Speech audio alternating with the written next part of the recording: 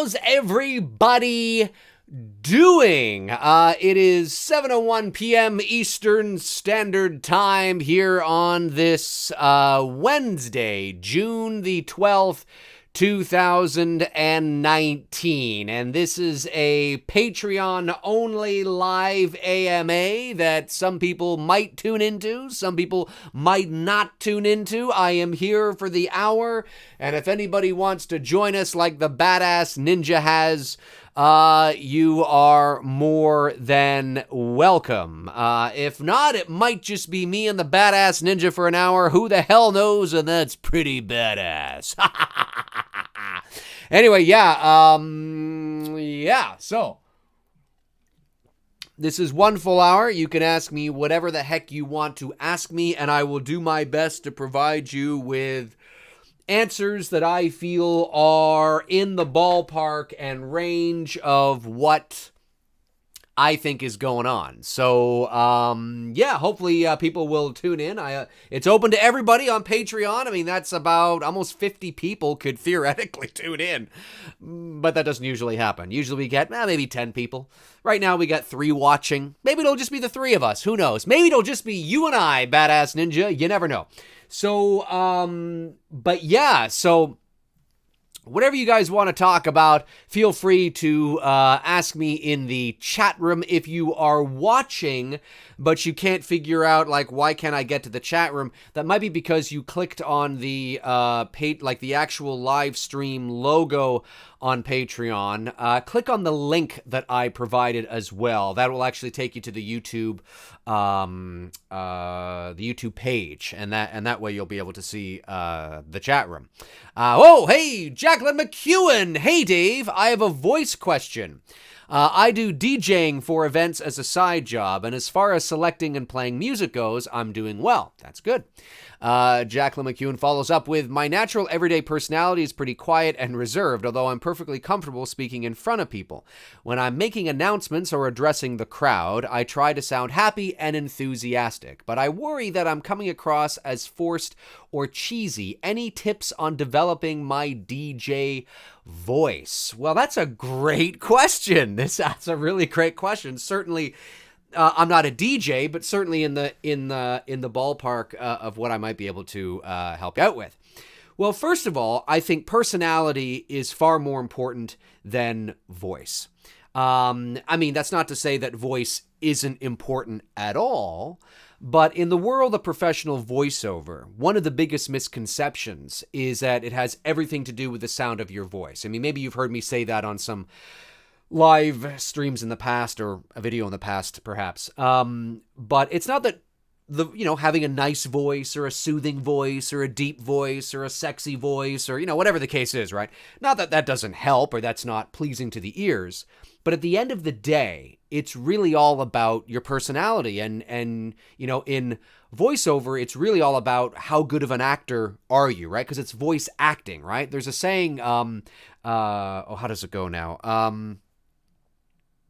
I'll think of it. But anyway, it really comes down to the characters that we bring to life. There are voice actors that have seemingly average voices out there that are making great money and a great career out of it because they understand that this is all about, acting, right?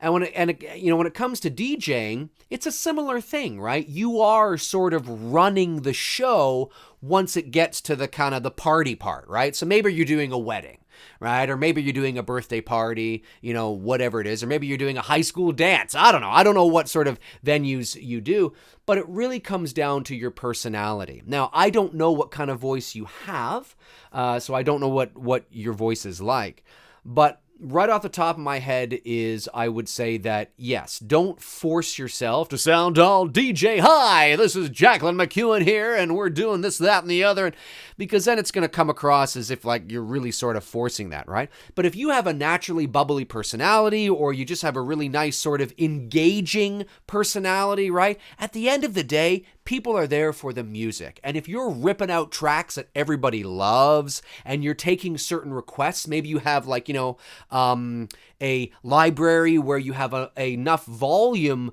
of music that you're able to take requests, right? People love that kind of shit. And as long as you're engaged and you're there and you get people pumped up, at the end of the day, they don't really care if you have a DJ voice, right? Because that's not what they're going to remember. They're going to remember, what is the music like? What was the music selection like? Did she play great music? Was she bringing the fucking house down?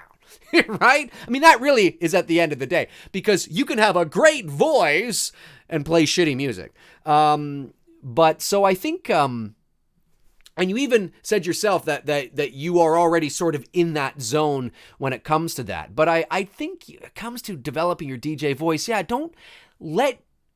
find your brand. Find your identity. Who is Jacqueline McEwen as a DJ, right? Who are you up there? Are you Jacqueline McEwen? Or are you DJ JM, right? Like, I mean, who are you? You have to find your brand and find your comfort zone of who you are, and then it will naturally come to you, and it will develop over time, right? It's kind of like you're developing a DJ character in some ways. Now, you don't want to go overboard, right? Too over the top, but you're developing this shtick that you're doing. It's like watching a sitcom. And when you watch the early seasons of a show like Seinfeld or like whatever the case is, and then you watch the later seasons, you can really see sort of the difference between the characters, because in the early seasons, they're still trying to find that comfort zone, right? I mean, look at Kramer from Seinfeld. He was nothing like the Kramer he was by seasons like 6, 7, and 8. Same thing here, find your brand, find your character. Who are you as a DJ? And the voice, if you will, or the shtick, or like the personality will come with that. Hopefully that helps. Again, I mean, I don't know what you sound like, but at the end of the day, focus on who you are, the music you're playing, the brand, how you're selling yourself, and I think the rest will fall into place. But definitely, I agree, you don't want to come across as too cheesy or too forced, right? You don't want to overcompensate. So just be you and just rock it. Yeah, that would be my advice at face value. Anyway, I hope that helps. But we'll see. The Badass Ninja says, you said you are a runner. Do you have the Halloween score in your playlist while running? I don't, and I never have, because it's not really a piece of music that I feel that I can run to and get pumped up with. Yeah, no, I can't say that I do. Yeah, I can't say that I do.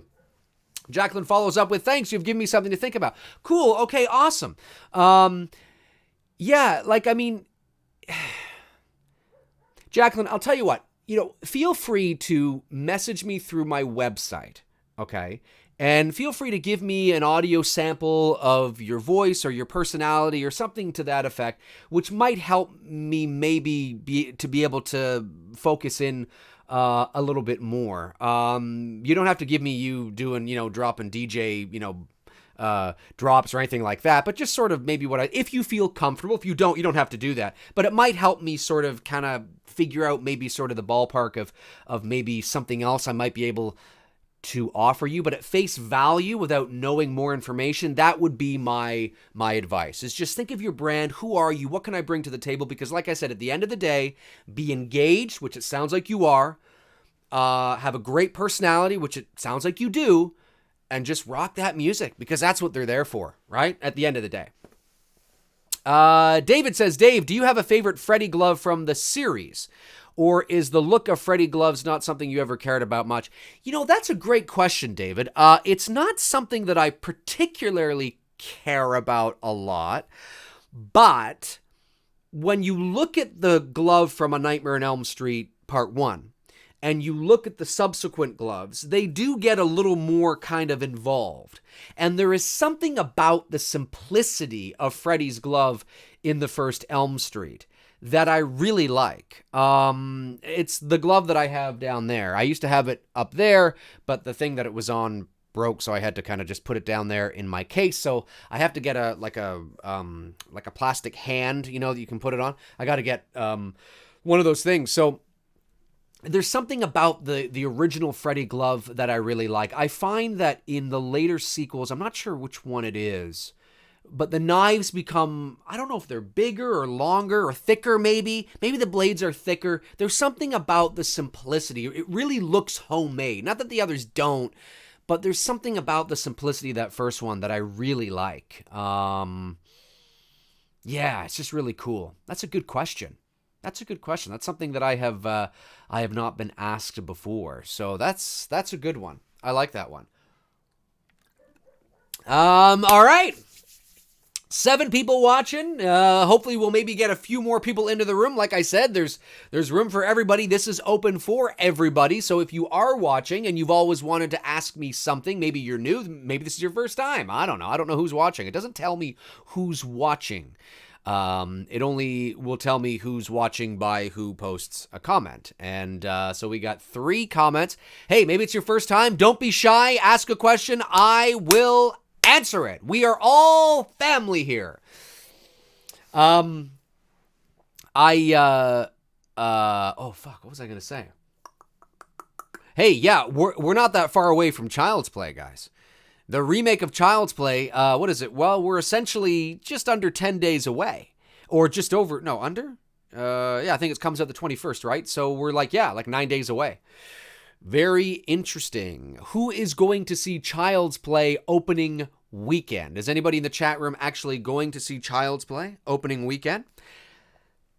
Let me know. I don't know if I'll go see it opening weekend. I might go see it opening weekend, actually. All depends what's going on. It's been busy as hell for me. So we'll have to see.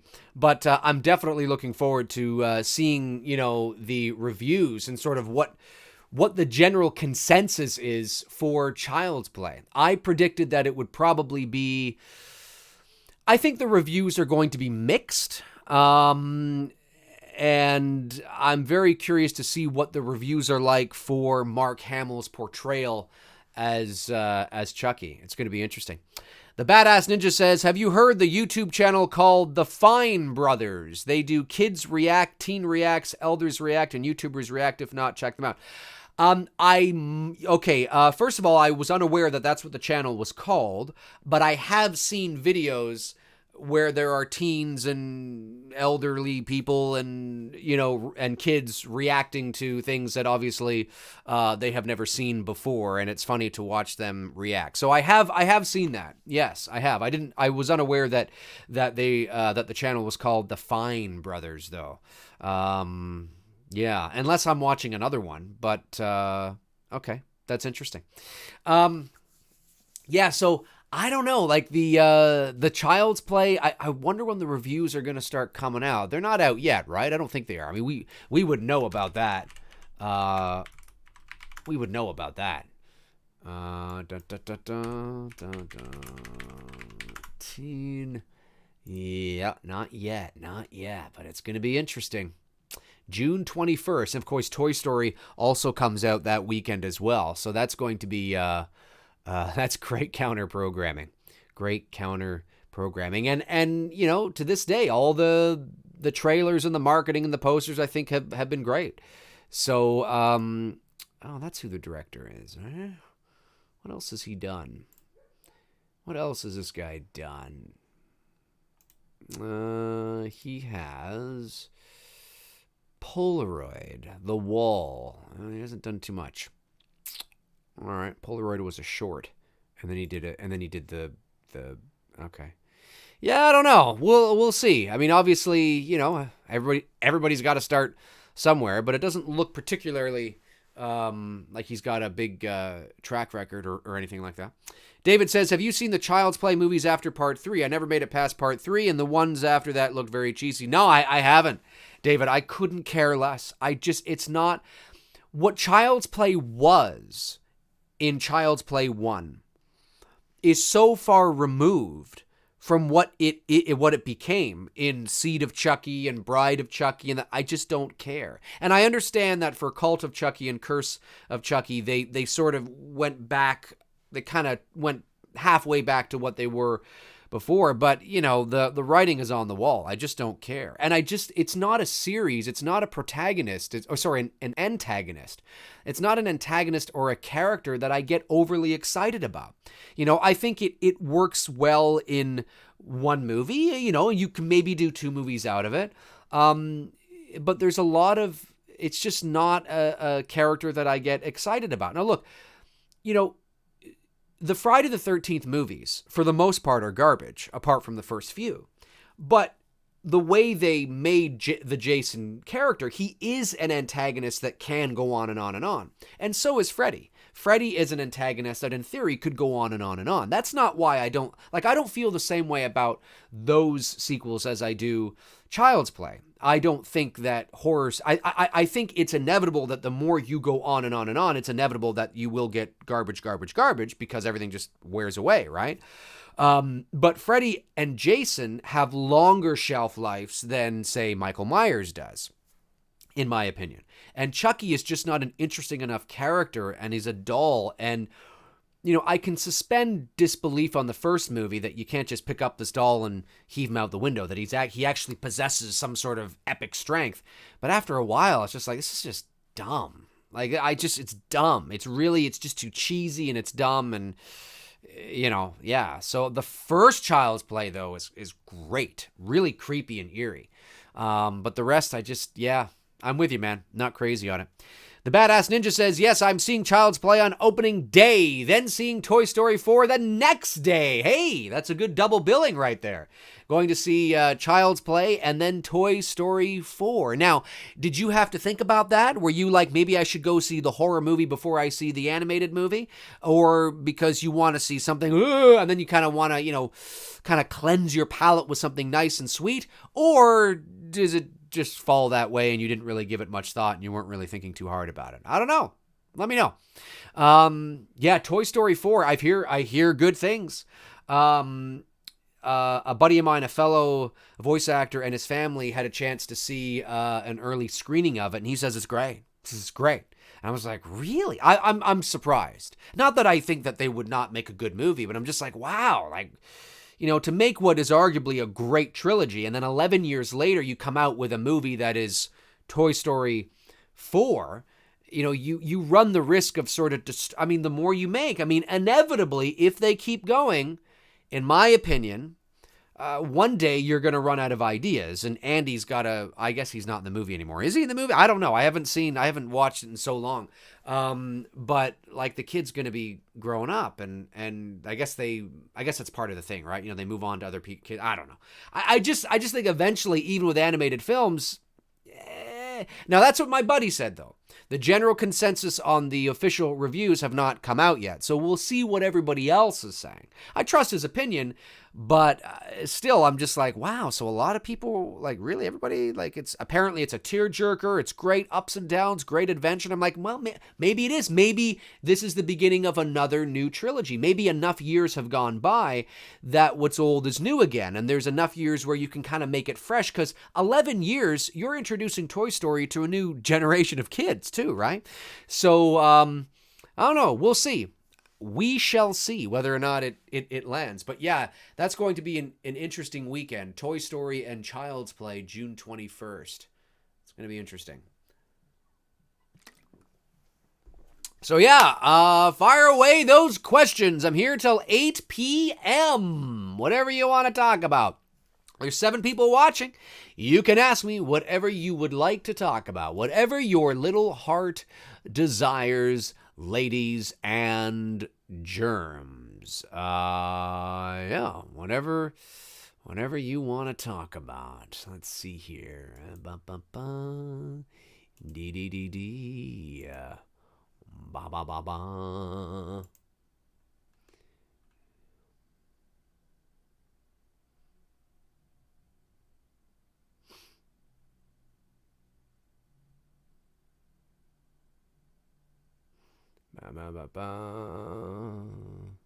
All right.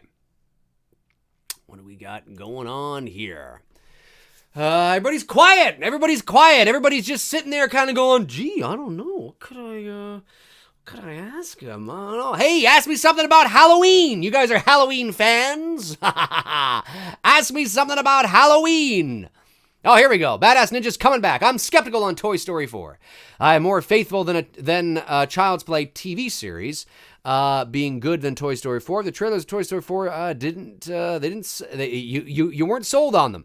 I'm seeing it for nostalgic reasons. I have to admit that the trailers for Toy Story 4 were a little underwhelming for me. I have to admit that. I sort of was just kind of underwhelmed by it.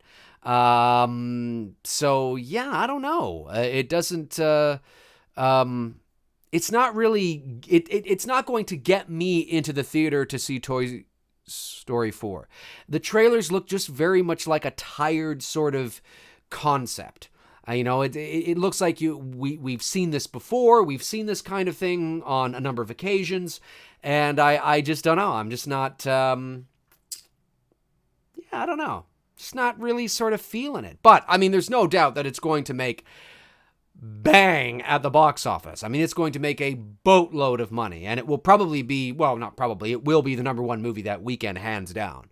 And, it probably over 100 million that weekend. Maybe not, but maybe. I mean, it could very well. So, I don't know. But yeah, I haven't been too excited about it either. Jacqueline McEwen says, I was checking out some of your older Halloween fan films, and I see your girlfriend was in some of them. Is she a professional actress, or she was done? Yeah, no. She's not a professional actress at all. She's not into acting at all. She was just doing me a solid, and we were just having fun, and she wanted to take part, and it was just a nice way to sort of bond and kind of just share in that experience together. And considering she's not an actress, I think she did okay. She did all right. So it was a lot of fun to do that. But no, she's not an actress at all, and she did okay, but it certainly shows. She certainly does not have the acting experience, but nonetheless, it was a lot of fun to sort of share in that experience together, and it was fun. It was absolutely fun.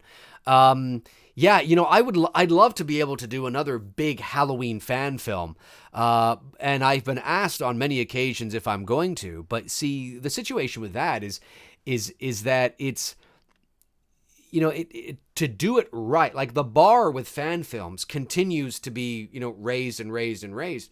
And especially when you look at the likes of, Never Hike Alone or, whatever the case is. So it's something, because I take it very seriously, and I'm, because I sort of was one of the pioneers of Halloween fan films, because I've been, my first fan film was, 10 years ago. I was one of the first people online doing that kind of thing. And I sort of came into the Halloween space being known for that. Certainly the older fan films are very dated now, but I would only want to do another Halloween fan film. I mean, a legit, not the little ones that I do on my own that are like, 5 minutes long, but a legit sort of high-level fan film. I would love to do it, but it takes a lot of money and it takes a lot of time. I mean, you are essentially doing you're committing to doing a legit film. I mean, that's what you're doing. And that takes money and that takes time. And I've thought about, maybe doing it, but we'll see. We'll see. Because if I'm going to do it, I'm not going to half-ass do it. I mean, I'm going to go full into it, because I want to knock the socks off of people with a legit Halloween fan film. I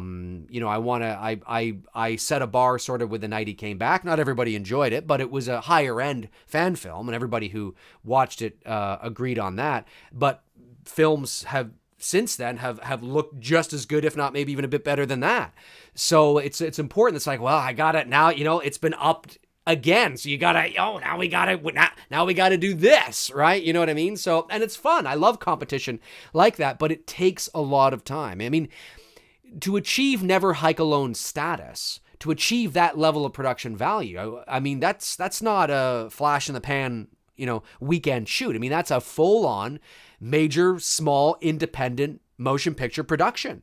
and that movie costs what, $20,000-$30,000 to make, and they hired their actors and their crew, and they got the gear, and they went up into the thing, and they rented out this, and they did that, and they shot for however many weeks and months, and then they went into post-production, and it takes a long time to do that and to commit to that. But we'll see how it goes, but it's definitely something I would love to do again. Jacqueline McEwen. Oh, sorry. That was the one I was answering. David says, do you think Nightmare on Elm Street 3 Dream Warriors is a little overrated? I do like it, but I'm surprised by how many people profess their love for it. I personally like part 2 a lot. Do I think it's overrated? No, I don't think it's necessarily overrated. I think one of the reasons why people love Dream Warriors is the concept is always fun. You have these group of teenage characters learning how to lucid dream, essentially, and take control of their dreams. That's a great concept, but it's almost the sequel to the original that we didn't get. And although Elm Street 2, I love Elm Street 2. Don't like it as much as the first one, but I like it. And I've grown to like it even more over the years.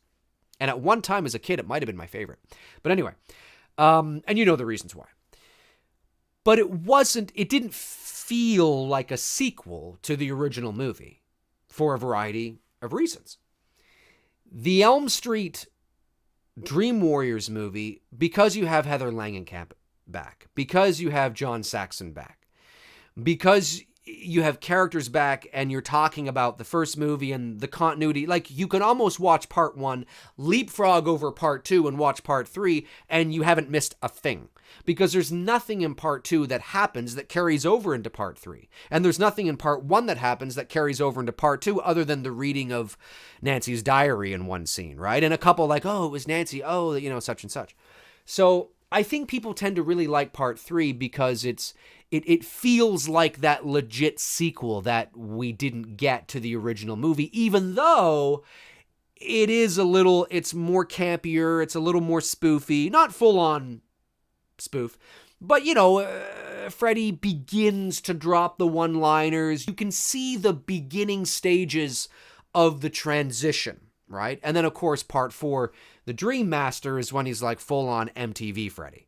But part 3 was when you could really see that hybrid kicking in, where in part 2 he was still legitimately scary. He was dropping one-liners, but not necessarily funny one-liners. I don't think, you've got the body and I've got the brain is necessarily hilarious, but welcome to prime time, bitch, and then that's funny, and there was more of that, more breaking that sort of barrier a bit and winking to the audience a bit in part 3. And then of course, by part 5 and certainly part 6, it's just that's all it is. So I think that's probably why. And it's not that fans necessarily think about this consciously, but I think it definitely is something that tends to sort of, I think that's probably one of the reasons, if not the reason. It's that it's a fun movie and it feels like a legit sequel. I think that's probably why.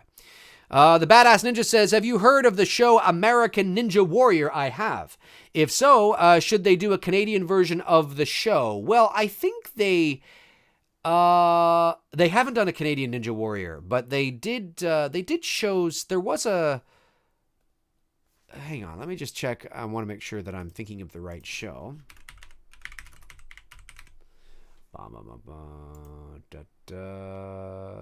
Yes, okay. Yeah, there was a show called Wipeout. You guys probably remember that show, right? And there was a Canadian version of that show. So it's similar, right? Obstacle courses, all that kind of stuff.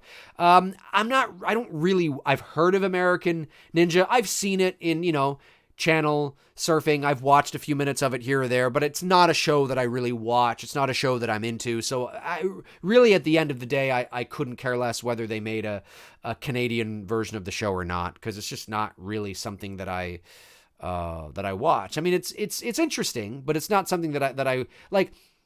Watching it once or twice is kind of like, cool. It's kind of, but it's not a show that I would watch all the time. So, but yeah.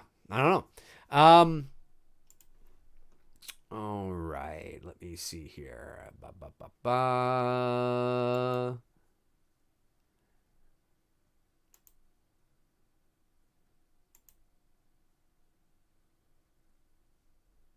Okay, yeah, keep those comments coming, folks.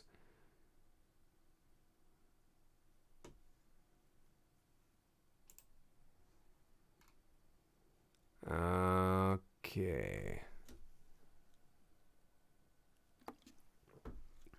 David says, it's funny to think, in a way, Nightmare on Elm Street 2 is the Halloween 3 of the Nightmare series, in that neither movie has anything to do with the rest of the series. It's very true. Yeah, I mean, and you could arguably say, of course, Friday the 13th Part 5. Although Friday the 13th Part 5, really, at the end of the day, is actually only the black sheep of the family, because it does, the Friday series does carry consistent continuity through, even through the bad films. Really, it's only considered the black sheep of the family because it's not Jason. So yeah, I get your point. And although Halloween 3, and you could say the same thing about Elm Street 2 and Halloween 3, it still is Freddy. But I get your point. I know what you're trying to say. And I love Elm Street 2. And it's primarily, it's not because of its narrative. It has nothing to do with the homosexual, undertones or any, innuendos in that regard at all. I mean, it was a risky move to present something like that in 1985. But at the end of the day, that's not what makes the movie great. It's interesting from a symbolic sort of point of view of what they're sort of what he's dealing with. But I don't think, for me, it's all about Freddy. He is terrifying in that film. And the makeup job they do on him in that movie is arguably the best in the series. He looks terrifying. And like I said, there's that one shot at the pool scene where, he looks over like that, the flames are like, he looks genuinely terrifying. I don't think there's a more terrifying picture of Freddy Krueger from a movie that is more terrifying than that. There are some still photos, like there's a couple of still photos, promotional shots of him, like this, with the glove and things like that are terrifying. But I don't think there is a image from any movie that is as terrifying as that. He looks genuinely frightening. And I just love him in that movie. And, the narrative is okay. And I love the premise of him taking over a body and him coming out of, Jesse's body. I think it's a cool premise. I mean, I know there's some continuity issues with terms of the dream world and reality and Freddy coming into reality, and wait, that doesn't make sense, because I understand that there's some argument to be made there. There's also some counter arguments to be made against it as well. So, that's important to remember too. But yeah, I think it's great. David follows up with, I don't think I've ever heard your opinion on Halloween 3. Are you a fan of the film or not? I do like the movie. I think the movie is overrated. I don't think it's as good as not everybody. I don't think it's as good as people who think it's great is. I think it stands out as an acquired sort of taste because obviously it's the black sheep of the family, for obvious reasons. I recently watched it not long ago, because I've seen it a few times, but I recently watched it again a couple of months ago because Tony and I on Two Dudes and Some Bullshit were talking about it, and I think I like the movie. I do. And I love the concept of the movie, but I don't feel the concept was fully realized. I think the idea and the concept was too big for its budget. And because I never got the sense that this was a thing that was happening all across the U.S. or the world or whatever it was. And no amount of little shots of, L.A. pretending to be different parts of the U.S. of kids in masks going, trick-or-treating, saying San Antonio, Arizona, Los Angeles, Boston. It doesn't. It didn't help me to feel like I was watching some grand, on the cusp of something apocalyptic. It didn't help me at all. So I think it's an okay movie. It's an interesting concept for a story. And because the concept is interesting, you are invested in the concept. You're not necessarily invested in the movie as a whole. At least I wasn't. I don't think the acting is particularly great. I think the twist at the end is cool with the girl actually turning into one of them. It was very Invasion of the Body Snatchers-esque, and I like that. But I think it's a concept that some people have often said doing a sequel to Halloween 3. Others have said, what about doing a remake? And I think I would entertain the idea of a remake because I think it's rich with potential. But you don't call it Halloween 3. Now, obviously, there's a rights issue there, but I wouldn't call it Halloween 3. I think it should just be released as Season of the Witch, and remake the movie and remake it with a budget of 10, 20 million bucks, and have that concept fully realized. Because I think if a competent director and writer get behind it, I think it could be a pretty decent, frightening film because the concept is frightening. But Halloween 3 is very dated and it's very cheesy at times. But the concept is great, and that's sort of my struggle with it, is that when I watch it, I'm like, it's not really a great movie, but it's a cool idea. And that's what keeps me sort of invested in the movie. But then the movie kind of ends and you're like, yeah, that could have been so much bigger. You know what I mean? Like when you watch Invasion of the Body Snatchers, the 1978 one with Donald Sutherland, that feels bigger. The stakes feel higher, right? It feels bigger, and Season of the Witch needs that kind of level of bigness. It needs that level of, I need to feel that. You know what I'm saying? It's a really good, I might do a video on this. I often get ideas to do videos for my channel when I do little intimate live AMAs like this. Maybe I'll do a video talking about this because it's a good idea. But that's kind of how I feel about it. David follows up with, do you think it was the wrong decision to change Freddy's makeup in part 5 to make him look considerably older? The makeup looked like plastic.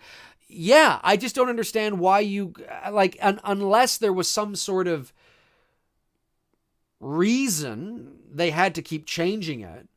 Maybe they didn't have the molds from the previous films, but they had a ton of photos, a ton of, screen captures. They could have emulated it and replicated it again. I just would have continued to do what they did in the first or second Elm Street. I didn't, and by part 6, he looks like plastic. He looks like he looks like bubble gum. Like it looks ridiculous, and it looks fake. Not that he particularly at any point looked like a real burn victim anyway. I mean, Jackie Earle Haley in the 2010 remake actually did look like a burn victim. That's what people look like. Now, like that or hate that, too touchy or not, that's legit. And I don't necessarily think you have to go that way. Freddy was a dream person. He was a caricature of the subconscious. He was real, but he was a movie character. So I don't think you got to go realistic. I think what they did with his original makeup was fine, but I just don't understand why you didn't replicate that. You could make the argument when it comes to Myers, well, maybe there was a rights issue because of Shatner and you couldn't get the Dawn Post right. You could make an argument somewhere along the way of why they had to sort of change it up a bit. Jason, maybe it's because his mask cracks and it breaks or it falls or, what, I don't know, something. But with Freddy, even if he melts and he dies, he comes back because he's not real. I mean, he's not like, he's not a physical person. So he should look, so I guess in theory, he could look any way he wanted too. I mean, you could make that argument as well. Is that you could say, well, Freddy could manifest in any way that he wants to look. So you could, maybe they justify it that way, but I'm just like, pick the scariest looking Freddy, Elm Street 2, in my opinion, or 1, but certainly 2 is, and just run with that for all 6 movies. But I don't know. Good question, though. David follows up again with, where would you rank Halloween 4 in the Halloween series, and do you think it is overrated at all? A lot of people seem to like that film. Well, I do have a series ranking on my channel. I have two, actually. I have one from early last year, before Halloween 2018 came out, and then I have one just from a few months ago, including Halloween 2018. Halloween 4, to me, I think, is the third best sequel in the franchise.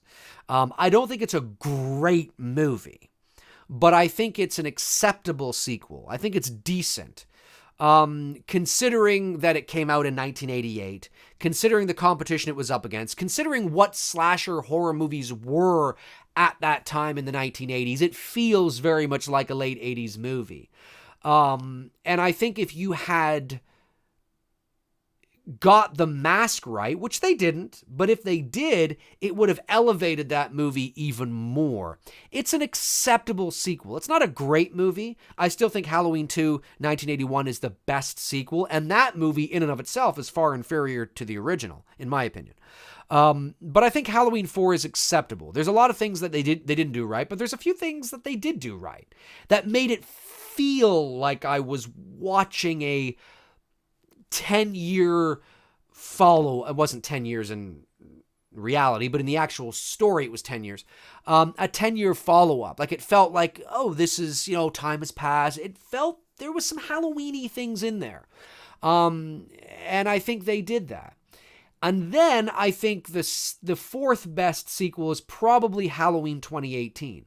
And when I say the fourth best, that's not me saying that I love the movie. I'm just saying that the bar is not very high.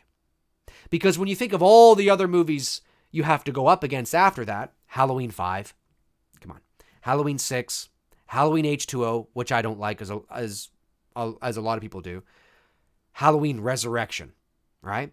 So, I mean, and I didn't include the Rob Zombie films, but they would be way down on the list as well.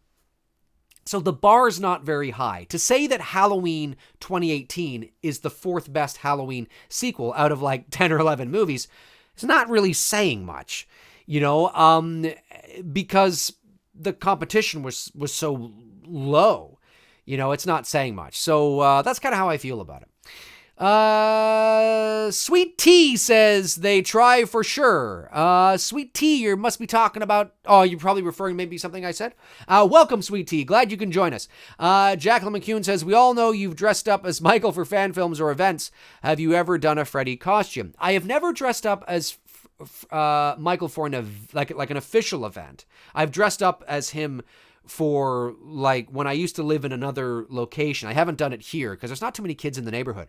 But at a prior location where I used to live, I have dressed up on Halloween and put on like a little Halloween show, but nothing official, like no Comic-Cons or anything like that. But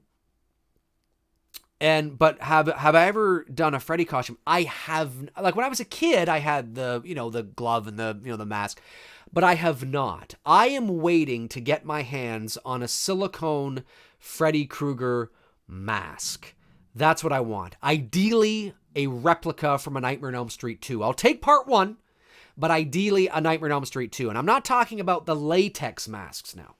I'm talking about the silicone masks. And they are much more expensive than the latex masks. I mean, Trick or Treat Studios, I believe, has just released their lineup for pre-orders for their Freddy Krueger masks. And somebody reached out to me and said, Dave, did you see they got the, you can get, official Freddy Krueger masks now, and you always wanted one. I said, yeah, thank you for bringing that to my attention. However, these are latex masks because they're only like $60, I think.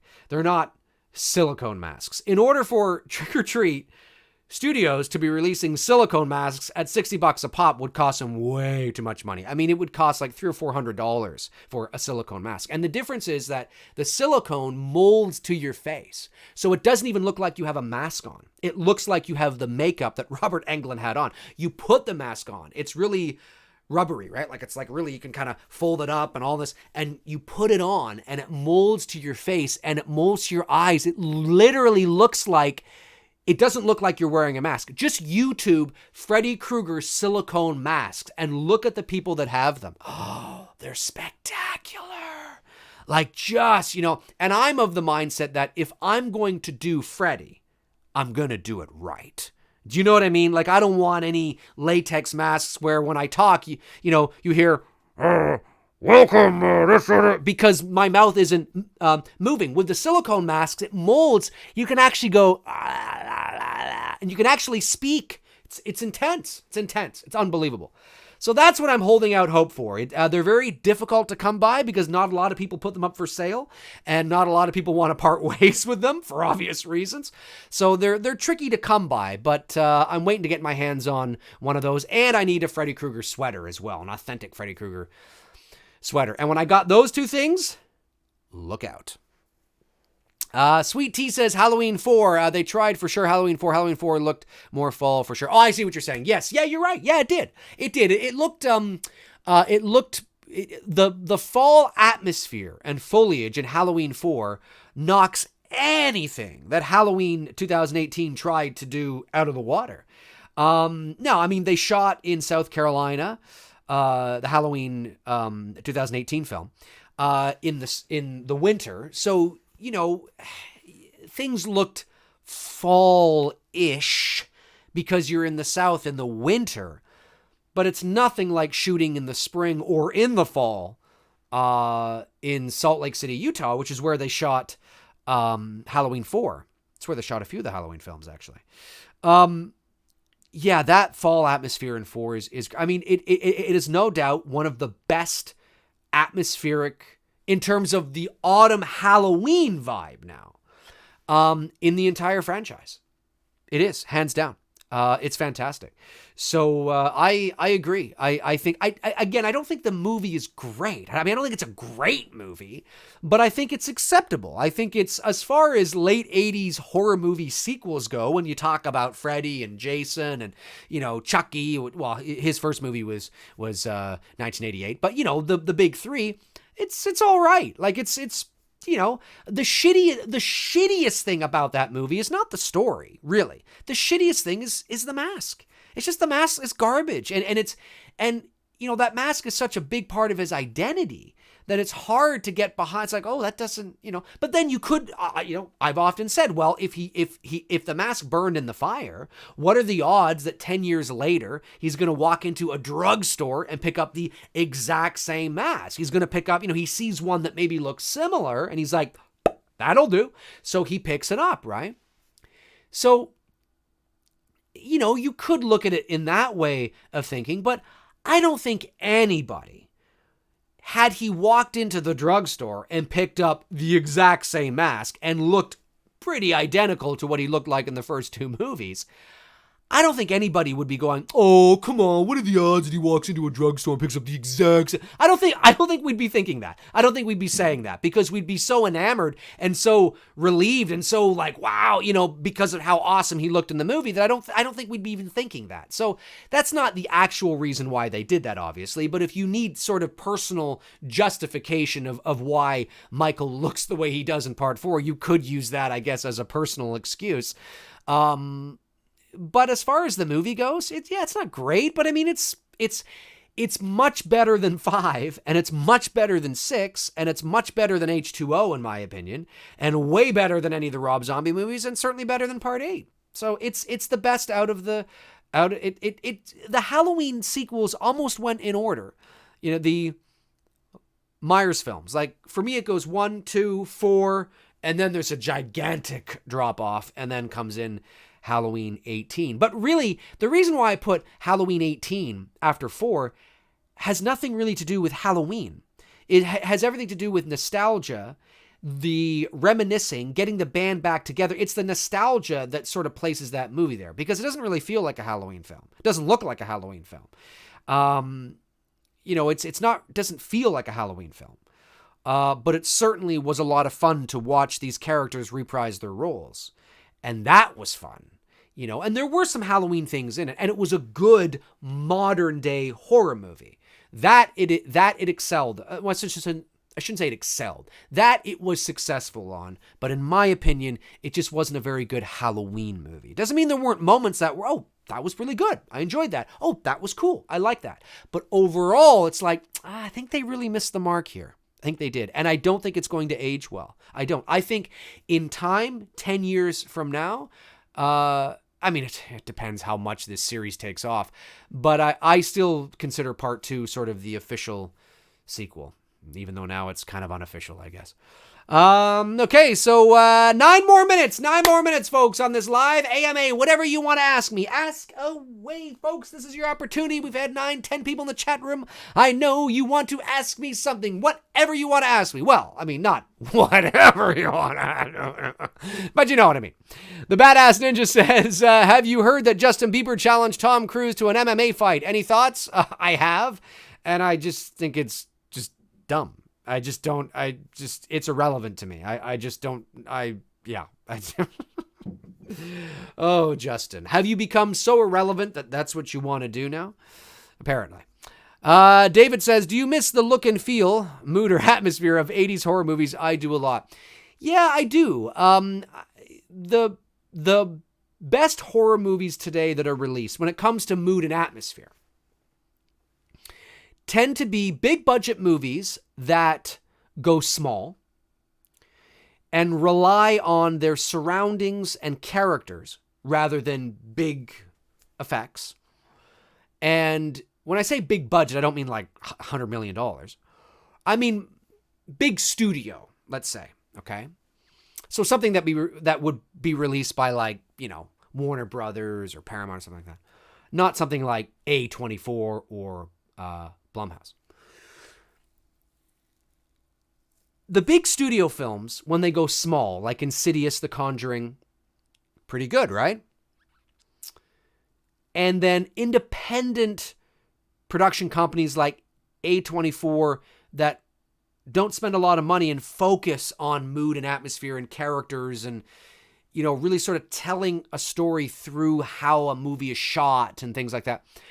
They don't necessarily look like 80s films because the production value and the picture quality obviously is superior. But that's the best we're going to get in the modern age. The reason why a lot of 80s horror movies look so atmospheric and creepy is because horror movies, by and large, were never big budget moneymaker films. Now, they were in comparison to their budgets, right? I mean, you know, you could look at something like, I mean, Halloween was a phenomenon, but you could look at something like, you know, Elm Street cost, I don't know, say $5 million to make, and it made $30 million at the box office. Well, that's not a huge, it's big compared to $5 million, yes, but I think you know what I'm trying to say. So horror movies, by and large, were never big box office, you know, phenoms. So they always spent low cash on them. They never spent a lot of money on those films, and they always focused on the creepy and the music and the atmosphere and the, you know, all that. And movies today, there's so many big budget horror films that like to focus on the spectacle that just isn't scary. You know, so it's unfortunate, and it's why I love watching old horror films from the 50s and the 60s and the 70s and the 80s, is because they were smaller and relied on that. And the only time we sort of get that now is when a studio releases a movie like The Conjuring, right? It's a big budget studio film, but they went small in its story, right? So it was a lot of sort of, that slow burn, right? The mood, the atmosphere, keeping the antagonist at bay and not seeing things and focusing on the family and, you know, building the relationship through the family. It feels like something you would, and the movie takes place in the 70s, but the movie feels like something you would watch in like the 80s or the 70s, right? And that's when we get that feel. And then the spectacle comes maybe at the end of the movie. Where of course you see a lot of digital effects or, you know, whatever the case is, you might, you know, maybe, it goes a little overboard. But as long as you build that slow burn at the beginning and really focus on the tension and the suspense and the mood and the surroundings, you can do it today, but it's very far and few between. And it's primarily because we live in a very sort of, people need to be entertained right away and they need the visual spectacle. You know what I'm saying? And, I hear you though, man. I do. Samantha Vestal says, "Hi, Dave. Have you seen Chernobyl on HBO? If you haven't, I highly recommend it. But is it something you remember or heard about, especially growing up during the 1980s? I don't remember obviously I was alive when it happened. What was it, 86? 87? Something like that? I was like 7 or 8. I remember it after the fact, like as I got older, as a teenager, learning about it through my dad. I don't really have any conscious recollection of any news reports or hearing about it at school or in the news or from my parents at that time. But what a thing. And I believe there was a horror movie a few years ago, wasn't there, in regards to Chernobyl, I think? I haven't seen the show. But I've heard about it. So thank you for the recommendation. I will check out a trailer for it and see, because I do get HBO. So I will check out a trailer for it and see if it's something that I want to check out. Because I do know that, that what an awful thing. And it's still abandoned. That's what's crazy. It's still abandoned today. And apparently the radiation levels, I believe, are still quite high. Like, that's why they have it all cordoned off. And then, of course, there's conspiracy theories that, no, the real reason. Yeah, you know what I mean? And so that's always fun to kind of dive into that and speculate and that kind of thing. But thank you for the recommendation, Samantha. I will do that. I will see if it's something I want to check out. Because you don't just recommend it. You highly recommend it. Maybe that's just semantics. But anyway. All right, 3 minutes left. 3 minutes left, folks. 3 minutes left. And then I got to skedaddle. I'm going to go for a run. Actually, I might go around 9, actually. But nonetheless, I got to skedaddle. So 3 minutes to go in this Patreon-only live AMA. Whatever you want to ask me, feel free to do so. Oh, I will also have the next episode for Two Dudes and Some Bullshit. I'll let you guys know what topic that will be this coming weekend. I tend to post it very close to the show, like maybe on Saturday evening or Sunday morning, because sometimes Tony and I have to switch the show around. So that's when that announcement will be. David says, if Halloween is your favorite horror series, which is second, Nightmare on Elm Street or Friday the 13th or something else? Well, I can't say that Halloween is my favorite horror series because I don't like a lot of the series. He's my favorite horror character. Halloween is my favorite horror movie. But in terms of series, series.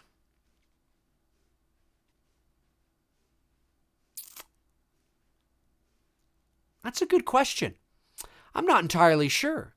Out of those three, Halloween, Elm Street, and Friday the 13th, I think my favorite series would probably be Friday the 13th. And I'm not saying that I like Freddy over Jason, Jason over Freddy, because I think I actually like Freddy over Jason. But as a series, the movies, even though I think the first movie takes itself more seriously, as it went along, there was a better sort of shift into kind of knowing what Friday the 13th was. I don't like anything really past 6. But the first 6 movies I can find enjoyment out of. I can't say that about Halloween. And I can't say that about Elm Street. And I'm not saying that, part 5 and 6 of Friday the 13th are really good movies. I'm not saying that. I'm just saying that I can find enjoyment out of all of those films on some level. It's really hard with Elm Street. And it's really hard with Halloween. So, yeah, I don't know. The Badass Ninja says, what is your fastest mile time? Mine is 6 minutes, 36 seconds. That's a very good question. I'm not entirely sure. Up here, of course, we go by kilometers and not miles. I do know how long a mile is. But I'm not sure. Probably, let's see.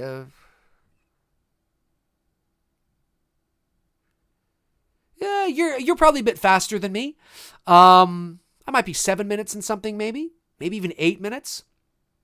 Because again, I'm 40, and I'm also I'm not like back when I was younger. I could do a mile in about 5.5 minutes. Now I'm just sort of just running for exercise and keeping in shape, and I'm not training anymore. So the training aspect of that has sort of fallen off. So I think you beat me there, but I'm probably in and around what I said. But my heart rate, my resting heart rate is still about 50 beats a minute. The lowest resting heart rate I had was 47 beats a minute way back when I was in high school and in college. Goes to show you how much I was running. Anyways, okay, folks, that's going to do it for me for this Patreon-only live AMA. I want to thank you for tuning in, those of you that did. For those of you that are watching after the fact, no worries at all. This is there for you guys to take advantage of whenever you want to take advantage of it. And so hello to all you who may be tuning in after the fact. I will be back with another video very soon. Not sure when. Tomorrow night, the Raptors are playing Game 6. I'm nervous. We'll see how it goes. But yeah, no, this was great, guys. Thanks for all the questions. I think you guys are awesome. Again, thank you for your support each and every month to the channel. It is greatly appreciated. And yeah, what can I say? You guys rock. So in the meantime and in between time, I will talk to you guys soon.